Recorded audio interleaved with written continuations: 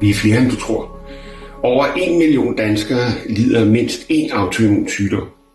Autoimmun sygdom er ikke noget, man selv er skyld i, og alle kan blive ramt. Børn, unge, ældre. Jeg har også selv en. Jeg har flere. Jeg har også en. Også mig. Jeg har også en. Jeg har også en.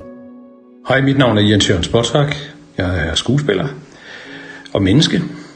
Jeg har flere autoimmune sygdomme. Hej. Jeg har også en. Jeg har Hashimoto's. Jeg har flere. Jeg har flere. Jeg er pårørende til 3 personer med 3 forskellige autoimmune sygdomme. Det er lidelser, som man slås med dagligt, og som man har svært ved at komme af med. Derfor er det vigtigt, at vi gør rigtig meget for det her område. Viden, forskning og behandling.